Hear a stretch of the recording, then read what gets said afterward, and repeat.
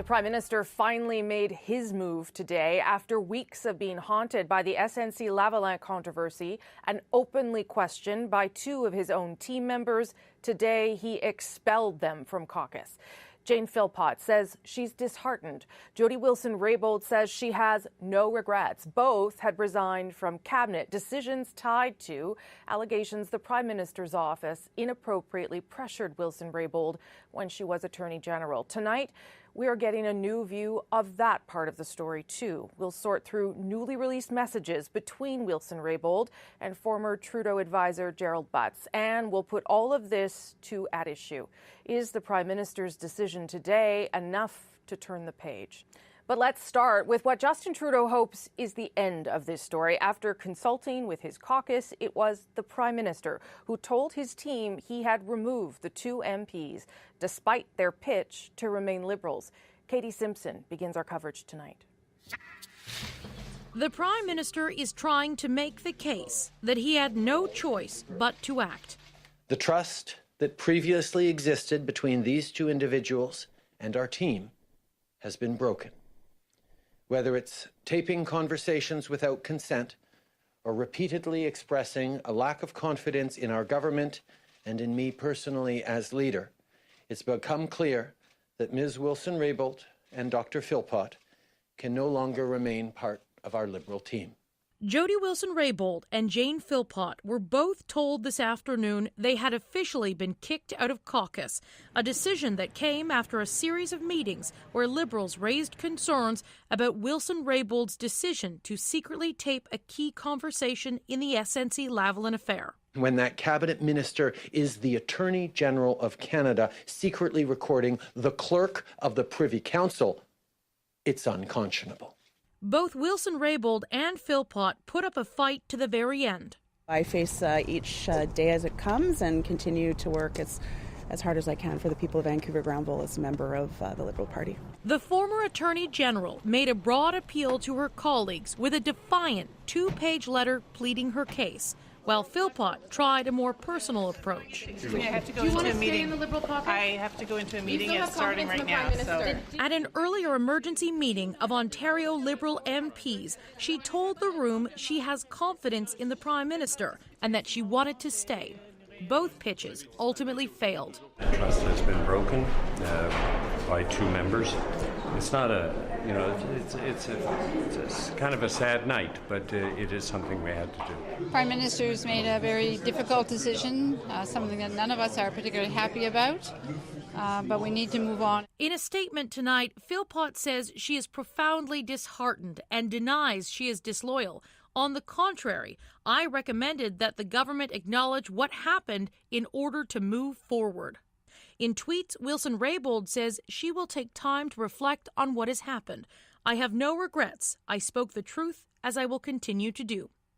Justin Trudeau will now try to do everything he can to put this saga behind him and his team, something he's been unable to do for nearly 2 months. Our political opponents win when Liberals are divided.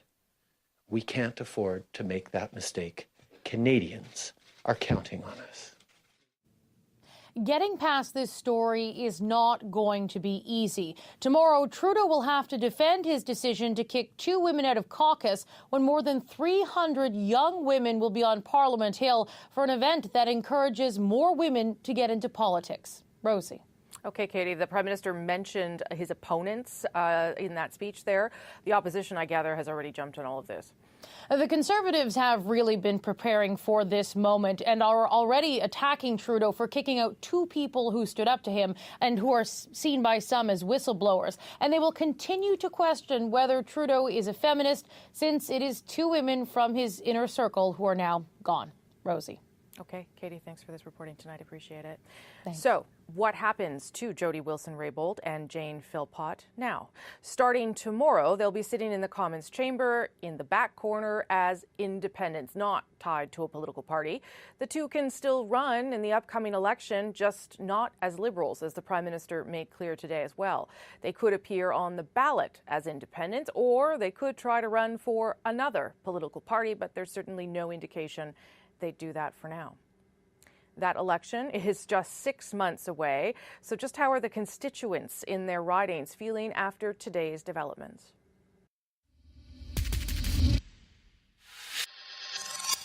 But I think she has a lot of support, Canadian support, for being so forthcoming and honest and showing a lot of respect for Canadians. Integrity is missing in politics. And for someone to stand up for what she believes in, it takes a lot of guts.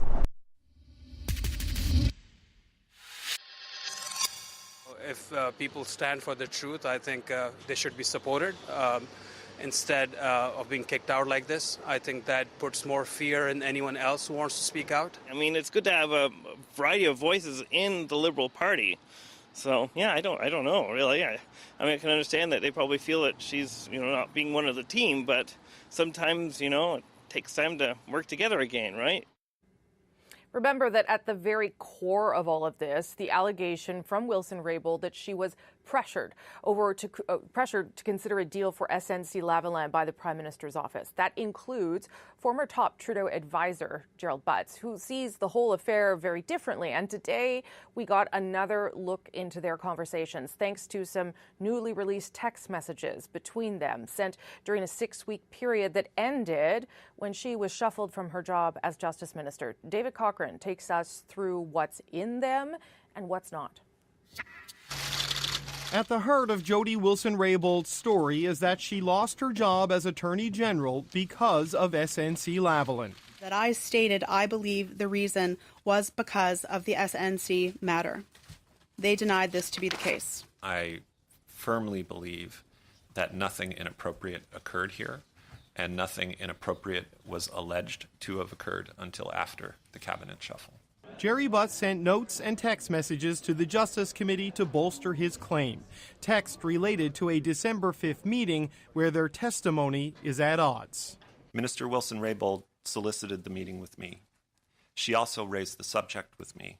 I wanted to speak about a number of things, including bringing up SNC and the barrage of people hounding me and my staff. We parted that meeting as friends and colleagues and exchanged personal text messages a couple of hours later. I wrote, "Nice to see you." She replied, "Nice to see you too. Thanks for the convo.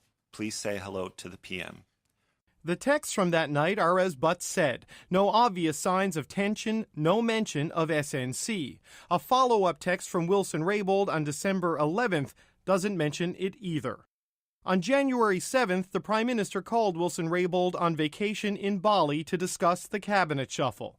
Butts listened in and took notes. "I feel I'm being shifted out of justice for other reasons," Butts quotes her as saying. "We would not be doing this if it weren't for Scott's decision," Trudeau replies, referring to Scott Bryson's resignation from cabinet. "I don't agree," she replied. "That's not how we change people's lives." There's no mention of SNC in Butts' notes or in the text exchange that followed, though Wilson-Raybould raised objections. At the time, Indigenous protesters were blocking a gas pipeline. She raised this, not SNC. "Pushing me out, which will be the perception whether true or not, is terrible. It will be confounding and perplexing to people. This is not about me. This is about an approach to Indigenous peoples." The bulk of the text show the minister and Butts trying to connect across multiple time zones. The tone seems cordial, but on January 12th, it changes. "What is being proposed is a mistake," she texts. "There is no way to fully explain this. My eyes are wide open on this shift." The night before the shuffle, she follows up. "No, I will be prepared for tomorrow, and I know why this is happening." Butts replies, "Yes, you do, because the PM told you why this is happening. We plan on saying the truth. Scott's departure left a large hole." At no point in these text exchanges does she directly mention SNC or a DPA, two things Ottawa hasn't stopped talking about since. David Cochrane, CBC News, Ottawa. So what does today's move show us about how the government manages at caucus, and is it enough for the government to try and turn the page for good on all of this? Time for a special Tuesday at Issue. Andrew Coyne is in Toronto tonight.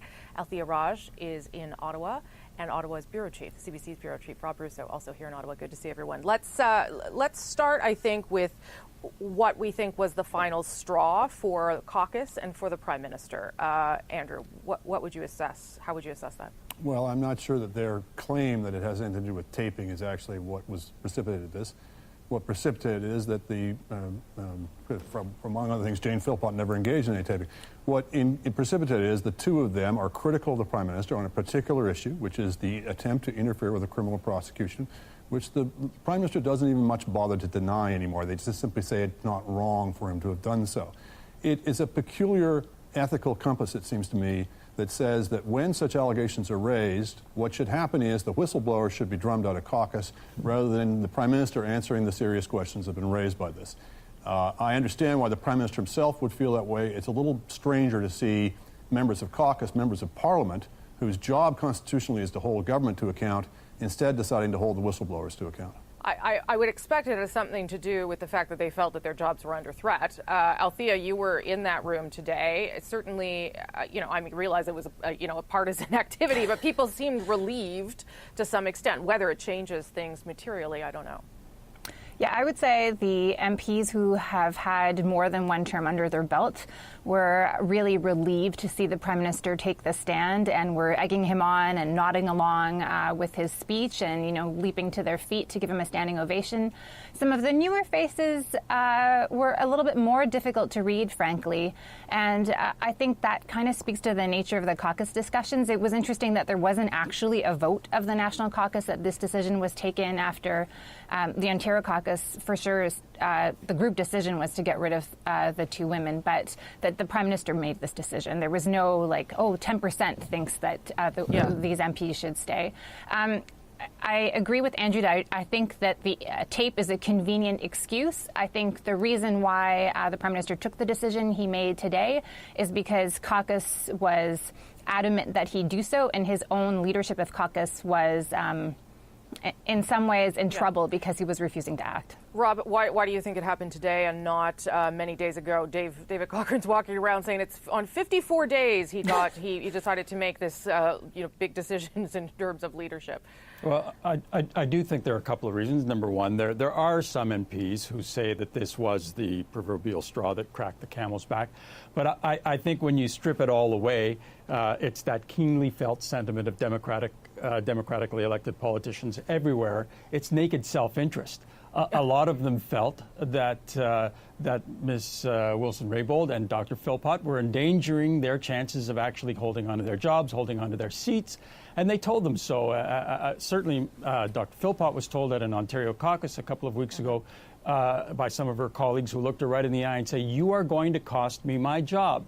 So it was naked self-interest. Now, as to why they moved today, quite frankly, I think it's because it took this long for the Prime Minister's office, and I know that they all went to great lengths to make this look like this was a caucus decision, but it really was the Prime Minister's office who was involved in engineering a lot of this by talking to caucus chairs and saying, okay, we have to get this done, here's how we're going to have it done, and here's when we're going to have it done. I think today's timing is very important because of some events tomorrow. So they wanted to get it done. They wanted to get it done on a certain timetable, and they wanted to hang on to their skins. Okay, well, that speaks to, I think, the other part of this, that it may offer us some light on Justin Trudeau's leadership. I want to play another little clip that he made to caucus and to Canadians today. Here's what he had to say about sort of caucus and unity. In learning to do new things and doing them differently, we encounter difficult moments. Because doing new things, doing different things is hard, and we're not always going to be perfect. I mean, that was pretty telling, I thought, Andrew, because this was supposed to be a Prime Minister who did things differently than Stephen Harper. And I wonder what we should take from that comment and how this day has ended. Well, clearly, if anything, this caucus and this party is under tighter control than under Stephen Harper. I think Rob makes this point very well. The notion that this was some kind of apprehended caucus revolt and an unwilling Prime Minister was forced to lower the boom on people who have been a thorn in his side throughout this affair, I think strikes me as fanciful. But whether it was or it was not, I'm struck by the fact that nobody alleges that either woman is not telling the truth. That when they allege that a serious effort was made to interfere with a criminal prosecution, everyone just brushes past that waves it aside as if it was inconsequential, and just talks about the optics. We're through the looking glass here. That is not how our system is supposed to work. It's certainly not the case in other countries that it's an offense worth drumming you out of the party that you happen to disagree with the leader or be critical of the leader. That is only in Canada, where we've allowed the caucus and the party to become essentially emanations of the leader, wholly the creatures of the leader almost, where he has to sign the nomination papers for you. But isn't that because fundamentally they do not believe that they were interfering in anything, that they believe that they were allowed to have a public policy decision, a conversation about this, and Jody Wilson-Raybould never at any point explained why she wasn't going to do it? Well, she did explain to the Prime Minister pretty explicitly September 17th and to his subordinates on repeated occasions after that. Look, I can't get into the state of mind of the Prime Minister whether he honestly believed he was interfering with the prosecution or not. It seems to me that when credible allegations are made about that, we don't just throw up our hands and say, kick him out of caucus. We get to the bottom of it. This party and this government have done everything they could to thwart that, so I'm less inclined to give them the benefit of the doubt on that score. Yeah, I didn't mean that she didn't raise the issue of interference. I meant that she has never explained to the Prime Minister, to my knowledge anyway, why she was not willing to consider the DA. The Attorney General is not obliged to answer to the Prime Minister for the conduct of a particular prosecution in any way, shape, or form. Okay, Rob. Well, I think to get back to that clip that you played in the first part there, where he said if you try to do politics differently, these kinds of things are going to happen. I can tell you there is an active debate about some of the people who are around the Prime Minister as to whether or not he should continue to try and do politics differently. That lots of people who are saying, look, when were you effective? You were effective when you bashed Patrick Brazo, the senator, around a boxing ring. You were effective when you wheeled on Stephen Harper in the first debate on the first question and planted one on him between the eyes. So, look, you're in a fight for your life. You're in a fight for government. Go ahead and brawl, because you know what? You might need to. You might have to, because a lot of things aren't working right now. Sunny Ways aren't working right now. Yeah. Numbers are down for the Liberals. Their own polls are telling them there's some alarming things happening in Atlantic Canada and British Columbia. So go ahead and be a brawler. Others are saying that's just not going to work. And go back to trying to be, in effect, the unicorn who belches up bubbles of Chanel No. 5. Okay, Althea, what do you make of this as a lesson in Justin Trudeau's leadership, or a test thereof? I think we have to be honest. There is no way that Prime Minister Harper would have waived cabinet confidences and allowed former cabinet ministers to go testify at a committee. This would have been shut down behind closed doors, and this would have been a very short-term story. So I think in some ways doing politics differently, if that's what we want to believe from the line coming out of caucus meeting today, really turned out to be doing politics stupidly. That being said, I think that we also, just to Rob's earlier point, I don't think it's just naked self-interest. I think there are legitimate questions to be asked about the motivation behind these two members of parliament. Yeah. They are either incredibly naive. If their story is to be believed, they really thought that they were blowing the whistle on something that they felt was really inappropriate. The consequences of their actions, the saying that I'm speaking truth to power, and that resignation or that demotion letter, if we're supposed to call that, in January, which was catnip for reporters, the arranging of interviews during the budget week. Like, there is no other way to see that, either that you are completely naive or there's a personal agenda at play here. If you were really acting ethically, honorably, on principle, you would have quit in September at the meeting when the Prime Minister asked you to do something that you felt was partisan. If the story is to be believed that you wanted to keep, and this is you being Jody Wilson-Raybould here, wanted to keep the position of AG because she wanted to prevent the government from doing something inappropriate.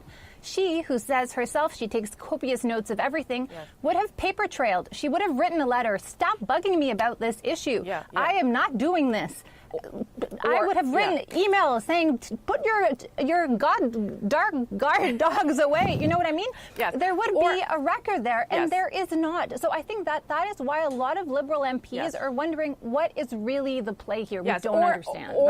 Or she could have, Andrew, she could have released that tape from Warnick much earlier. If this was an issue, where she felt that was an evidence of being pressured, and clearly she did. I don't know why it took so long for that tape to be released. Well, partly because Wernick denied what she said in testimony that he had said to her. He denied that he threatened her, for example. So I imagine she kept the tape and made the tape because she was anticipating both that the conversation would be improper and that they would not tell the truth about it. Anyway, so the tape her motives, her motives or her agenda or anything have to do with the truth or falsity of her allegations, it seems to me is a deflection. The allegation's been made and it's been confirmed in most of its respects that the Prime Minister attempted to pressure, to change her mind, to get her to make a different decision on a matter that is wholly the business of the Attorney General of Canada. We just have to keep focused on what is actually relevant here rather than what's fun to discuss. Andrew, people are of different opinions on that issue. You firmly believe one thing, but there are other people who don't agree with you. The difference of opinion is not whether it happened, it's whether it's wrong. That's fine. Let's debate that. But let's not get into motives when they don't go to the germane question, which was, what did the Prime Minister say? What did Mr. Wernick say? Or what is the appropriate extent of that influence? We know what Mr. Wernick said because we have the tape. If we didn't have the tape, they'd still be denying it. But I guess the problem, and what we've realized here, is to have the conversation that you think is warranted, Andrew, and I think you're probably right. You cannot do it in a context in which we are and have been for the past 54 days. You cannot have a reasonable, logical conversation about where is the line in a conversation like this. You could have called witnesses to the Commons Justice Committee the day after the story broke. Instead, what they first tried to do was not to call any witnesses except for the clerk and the President Attorney General. Then they reluctantly called a couple other witnesses. They called some twice, some once, some not at all. Yes. So, yeah, the process has dragged out. That's been the strategy. Well, and the Prime Minister's story, the Prime Minister's story has evolved on this. This was false accusations, and then it went to some mistakes were made. Yes. Look, I think no matter what happens, there are people around the Prime Minister and in the caucus who thinks that the talons in the Prime Minister's liver are now out. I'm not sure that that's true. At a minimum, seats are in peril. The Liberals' numbers are down, and the public has some real hard questions about Justin Trudeau and the Liberals. I got to go. Thank you all. Thanks for coming in on a Tuesday. So where is the story going next? We don't know. But anyway, you can stay in the know with the At Issue podcast. And of course, and this will be helpful to get a bit of distance from all this, we'll be back with another At Issue on Thursday night. So stick around for that. Okay.